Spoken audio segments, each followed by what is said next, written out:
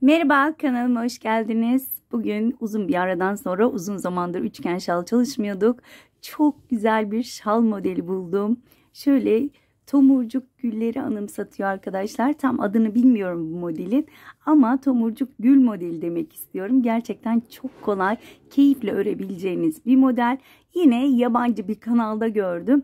Hiçbir Türk kanalında henüz rastlamadım. Varsa da ben yabancı bir kanaldan buldum.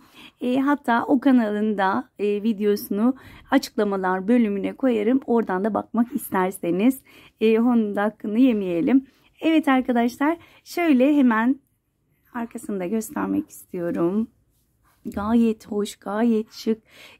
Çeyizliklerde, gelin şallarında, özellikle baharlık şal olarak da rahatlıkla kullanabilirsiniz. Hemen ipimden bahsetmek istiyorum. Şöyle farklı bir renkle de yapmıştım. Alize'nin şal ipiyle yaptım. Angora Gold şal ipi arkadaşlar. Pırıltılı şal ipiyle yapmadım. Bu ipler pırıltılı değil. Ama şu anda size göstereceğim. Şöyle açık bir renkle göstermek istedim. Bu Alize Angora simli şal ipi. Sizler hangisini tercih etmek isterseniz onu tercih edebilirsiniz. Evet arkadaşlar, hemen bu güzel modelin yapımına geçmeden önce kanalıma halen abone değilseniz abone olup hemen abone ol butonunun yanındaki zili de aktif hale getirirseniz bundan sonraki yükleyeceğim videolardan haberdar olabilirsiniz. Bana destek olmak amaçlıysa bu videoyu beğenip altına o güzel yorumlarınızı yazarsanız hem bana destek olmuş olursunuz hem de bu videonun birçok kişiye ulaşmasını sağlamış olursunuz diyorum. Ve hemen bu güzelliğin yapımına geçmek istiyorum. Evet arkadaşlar, hemen tığımdan da bahsetmek istiyorum. 2 milimlik tığ kullanıyorum. Benim elime yatkın şu anda bu modelde. Sizler elinize yatkın bir tığla örebilirsiniz. Şöyle sihirli bir halka yapıyorum. Ben kendim yapıyorum bunu. Normalde 4 veya 5 zincirle başlayabilirsiniz. Şöyle ipimi halka haline getirdim. Tığımın içinden geçirip 3 tane zincir çekiyorum. Başını doladım. İkili trabzan yapıyorum arkadaşlar. 3 tane. Evet. 1, 2, 3 zincir. Tekrar halkamın içine batıp 3 tane ikili trabzan.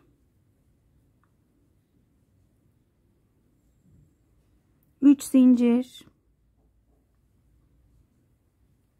3 tane ikili trabzan. İkili trabzan gruplarımız 4 tane olacak. 3 tane de yuvamız olacak. 3 zincir.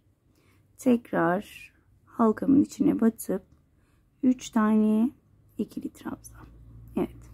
Şöyle göstermek istiyorum. Bakın 4 tane grubum oldu. 3 tane de yuvam olmuş oldu. Sihirli halkamın ipinden tuttum. İyice şöyle küçülttüm ortayı.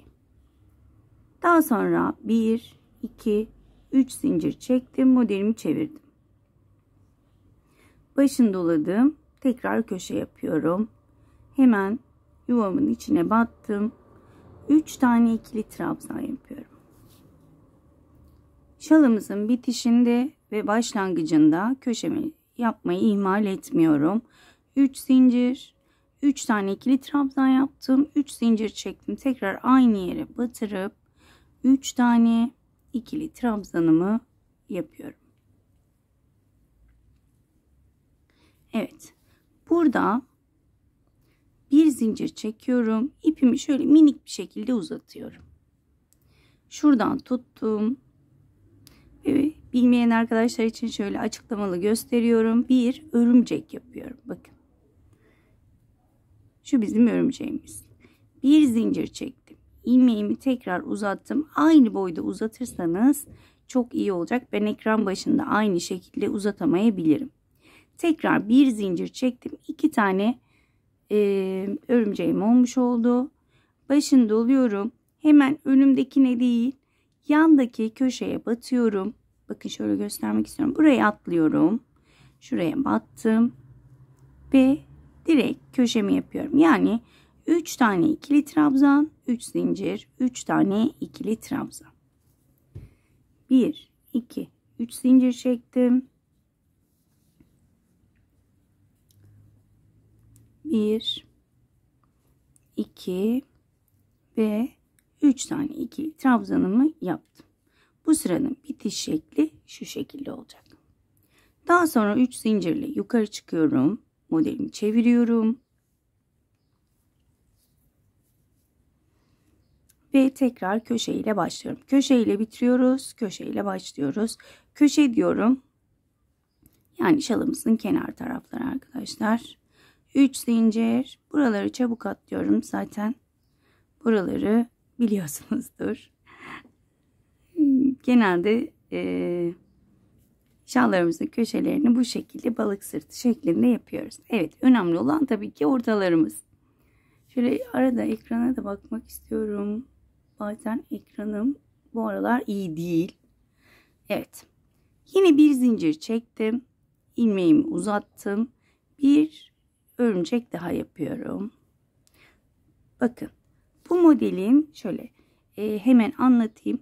Yuva yaptığımızda, yani şu alt X-ray yaptığımızda ikili örümcek. Model sırasında tek örümcek arkadaşlar.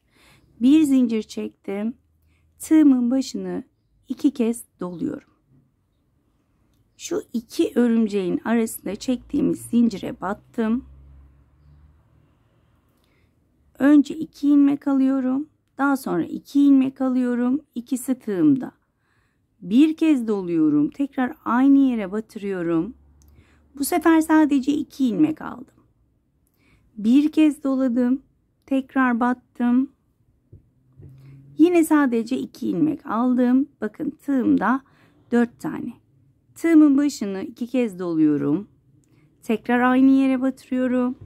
Bu sefer 1-2 ilmek. 1-2 ilmek daha alıyorum. 1, 2, 3, 4, 5 tane ilmeğim kalıyor. Ve 5'ini aynı anda topluyorum. Burada bir zincir çekiyorum. Ve hemen buraya çiçeğimi yapıyorum. Bakın 4 tane trabzanım olmuş oldu. Şöyle yakından umarım görünüyordur. Şimdi hemen şu ilk trabzana 8 tane sık iğne yapıyorum. 1 2 pardon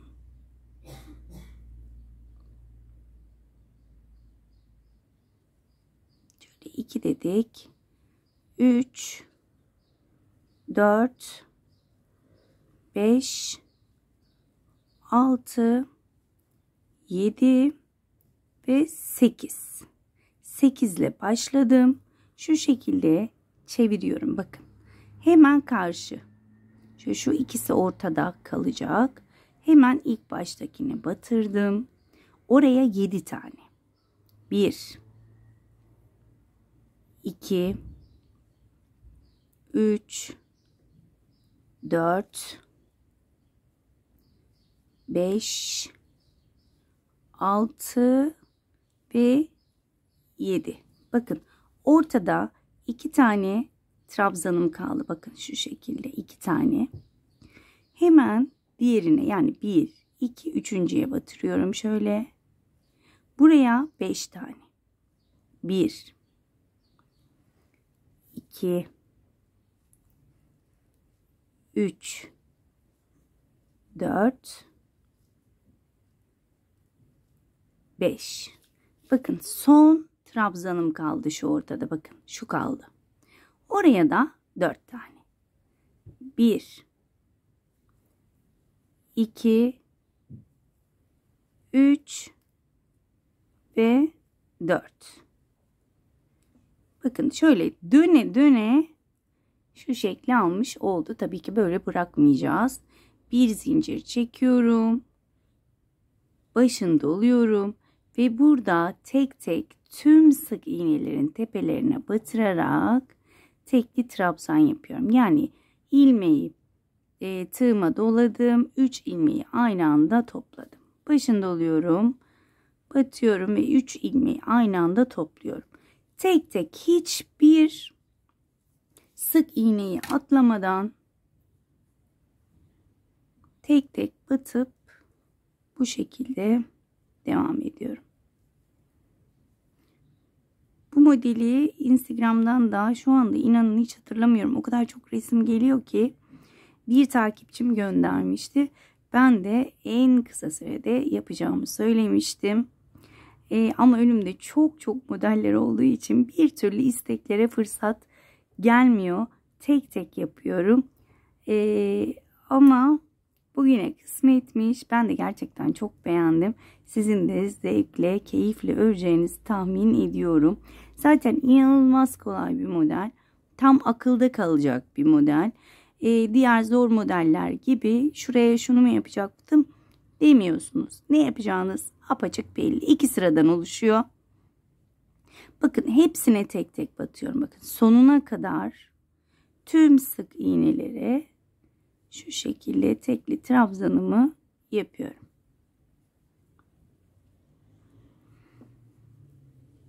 Sona gelmek üzereyim. Her renkle de muhteşem oluyor. Evet. Bakın sonuncuya batıyorum. Şöyle ilmeği uzatıp hemen göstermek istiyorum. Bakın. Çok şık duruyor.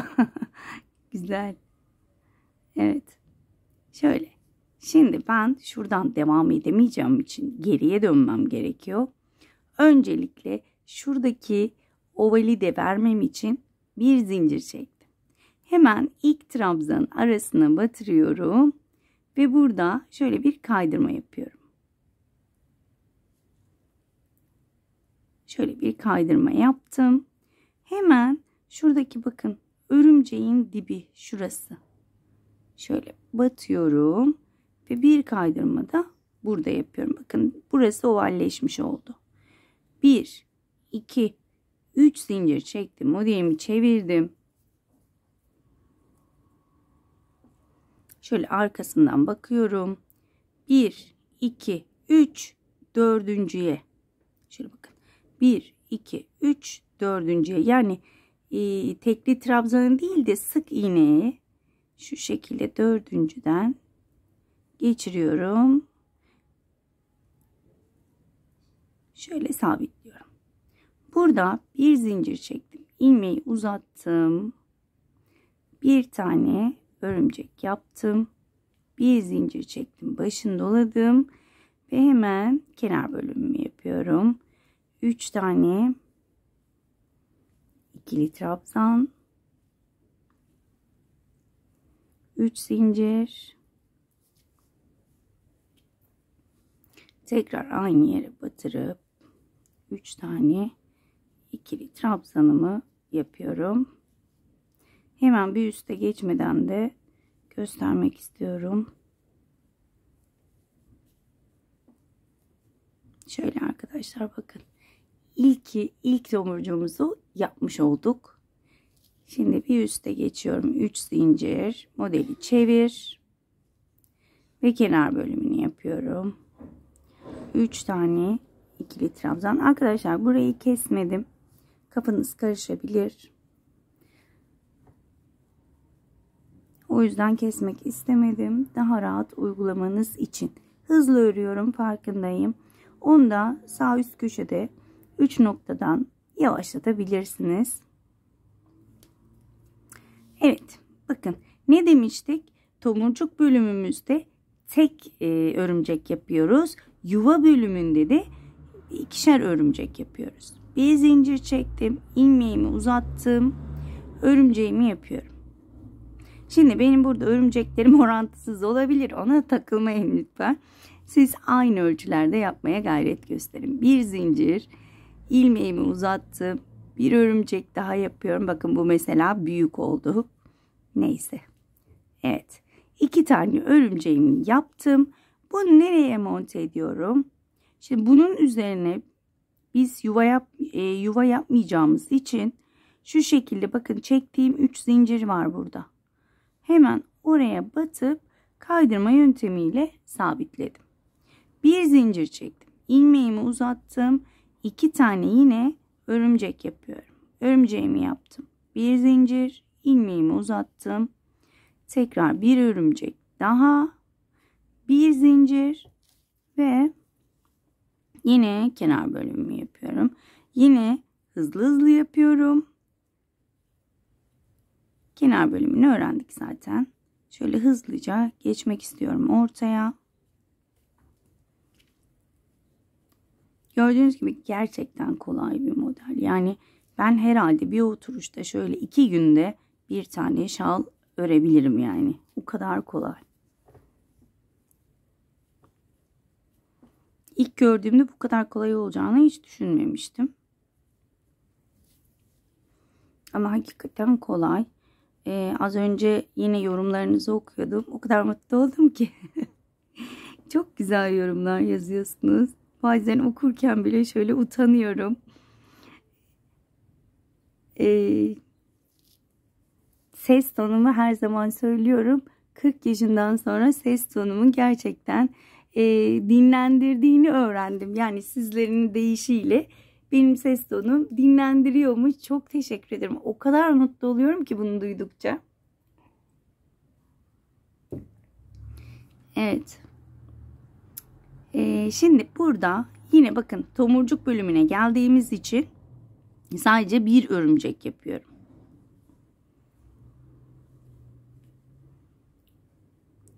Bir zincir çektim. Başını burada tomurcuğun başlangıcı 2 kez doluyorum. Ve hemen şöyle 2 örümceğin arasındaki zincire batıyorum. Evet. Önce 2 ilmek, sonra 2 ilmek, gerisi tığımda. Bir kez doladım, tekrar aynı yere battım. Çıkaramadım. 2 ilmek aldım. Daha sonra battım.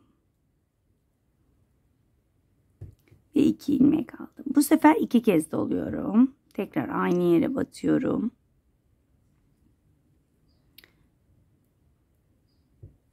Önce 2 ilmek, sonra 2 ilmek. Tığımda 5 ilmek kalıyor. 5'ini aynı anda topluyorum. Bir zincir çektim ve önümdeki ilk şöyle ekrana tekrar bakayım. Evet. Şöyle buraya 8 tane sık iğnemi yapıyorum. İlk trabzanıma. Şu 1, 2, 3, 4, 5, 6, 7, 8. Şöyle çeviriyorum. Hemen karşı trabzana bakın. Şöyle karşı trabzana geçtim. Oraya da 7 tane. 1, 2, 3, 4, 5, 6 ve 7. Bakın hep döne döne yapıyorum gördüğünüz gibi şöyle. Bakın 2 tane trabzanım var. Hemen karşı trabzana geçiyorum. Ve 5 tane. 1, 2, 3, 4 ve 5. Yine bakın döndürüyorum. Son trabzanım. Buna da 4 tane. 1, 2, 3 ve 4. Bir zincir çekiyorum ve şöyle çeviriyorum. İstediğiniz yöne çevirebilirsiniz. Bakın. Hemen başını dolayarak şöyle dibinden başlayarak tekli trabzanlarımı yapmaya devam ediyorum. Evet. Bu şekilde döne döne yine yaptığım tüm sık iğnelerin tepelerine batıyorum ve tekli trabzanımı yapıyorum. Yorumlar demişken yorumlarda olsun, beni dışarıda gören arkadaşlar olsun, videolarımdan hiç sıkılmadıklarını söylüyorlar. O da beni inanılmaz mutlu ediyor. Çünkü hani böyle öğretici olarak değil de hani bir arkadaşınızdan öğreniyormuş hissini almanızı istiyorum. Ve ben de o şekilde çalışmak istiyorum. Yani burada öğretmekten çok bir arkadaşınızla sohbet ediyormuş gibi veya benim bir arkadaşımla sohbet ediyormuşum gibi rahat bir şekilde anlatmak istiyorum. Her zaman dediğim gibi burası benim platformum. Bazıları tabii ki hoşlanmayabilir anlatış tarzımdan. Ama %90'ınız gerçekten seviyorsunuz. Ben de zaten severek yapıyorum. Kendimi sıkmıyorum. Bir şeylere illa şu şekilde olacak veya ben çok iyi biliyorum diyerek hiçbir şeye başlamıyorum. Ekranın karşısında zaten hep beraber böyle deneye yapıyoruz. Bu da benim için gerçekten mükemmel bir şey. Evet, bakın şöyle döne konuşuyor sonuna geldik zaten. Hemen burada bir zincirimi çektim. Hemen ilk trabzan arasına batıyorum.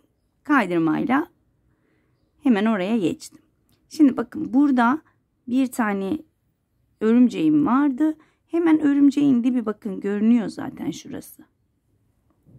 Şöyle kaydırmayla oraya da geçtim. Şu ovalliği yapmış oldum. 1, 2, 3 çevirdim.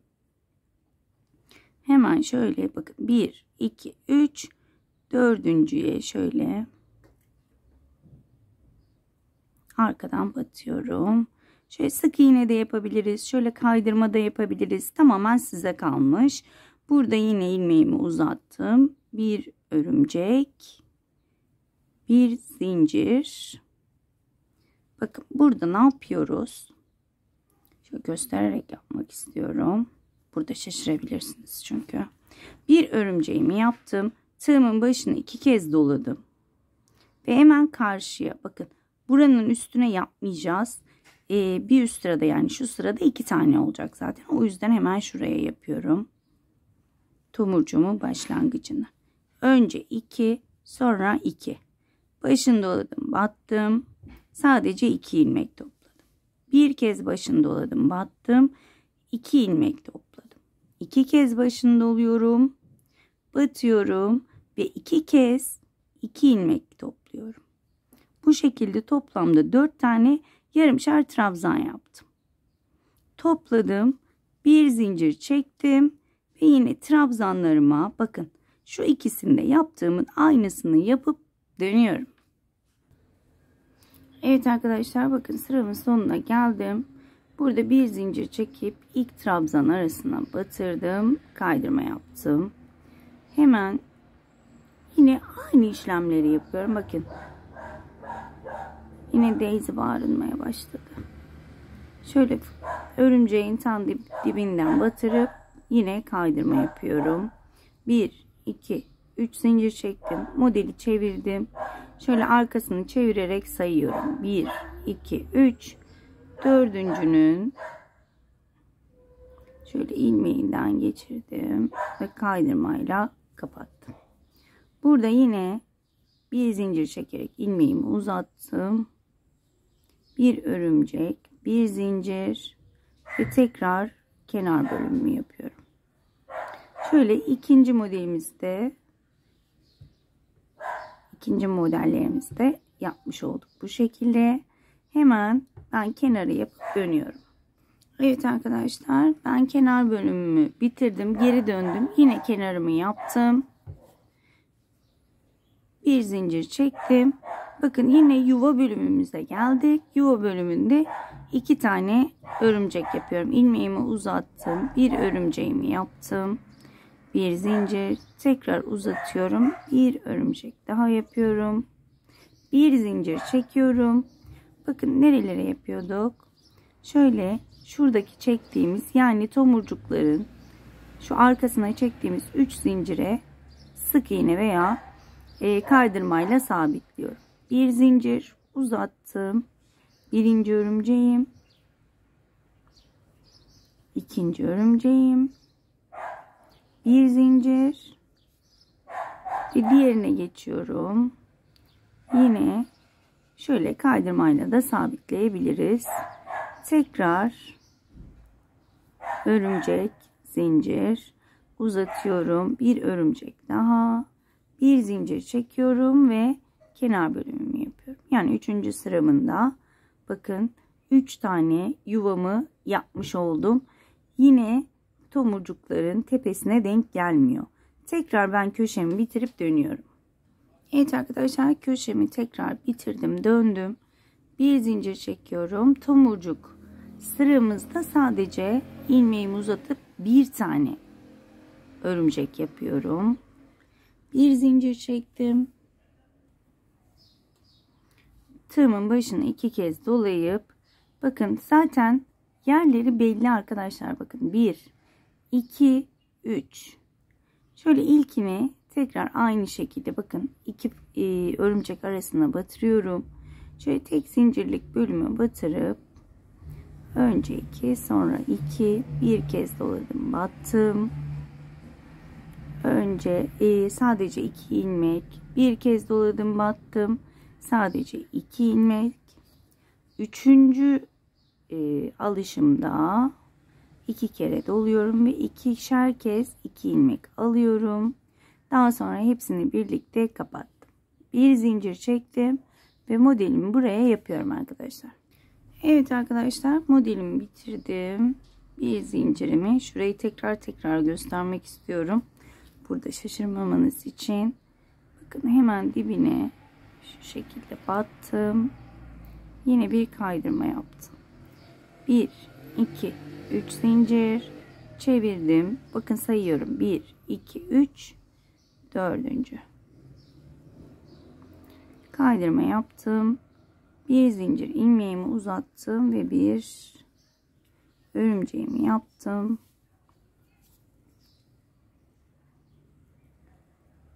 Tığımın başına 2 kez doluyorum. Geçişlerde yine tek örümcek. Ve bu şekilde bakın. Tam 2 örümcek arasına batıyorum. Ve devam ediyorum arkadaşlar. Biliyorum aslında buraları da göstermeme gerek yok ama yeni öğrenen arkadaşlar için şu 3. sırada nasıl oluyor bir göstermek istedim. Zaten bu 3. sıradan sonra diğer sıraları da oturtmuş olursunuz. Evet. Şöyle göstermek istiyorum. Gayet güzel oldu. Şunu elimizle düzeltiyoruz. Şalımız bitti. Şuraları sürekli elimle mi düzelteceğim derseniz hayır. Şalınız bitti. Tek tek şu şekilde elinizle düzeltin. Diğerinde yaptığım gibi diğerinde aynısını yaptım. Elimle düzelttim. Üstten buhar tuttum. Kesinlikle elimle düzeltmedim. Sadece kenarlarını şöyle düzelttim. Şekil verdim. Ama şu tomurcukları ellemedim. Düzelttiğim şekilde buharı tuttum. Bu şekilde kalır arkadaşlar. Hiç bozulma yapmaz. Kesinlikle ütüyü sürmüyoruz. Ütülemiyoruz. Buharı tuttuktan sonra da üstüne bastırmıyoruz. Elimizle düzeltiyoruz. Buharı tutup bırakıyoruz ki düzelttiğimiz şekilde kalabilsin diye. Çok videoyu da uzatmak istemiyorum arkadaşlar. Ben şöyle hemen ikisini de örüp kapanış için döneceğim. Evet arkadaşlar, ben sıramı bitirdim. Gördüğünüz gibi çok hoş ve çok şık bir model ortaya çıkıyor.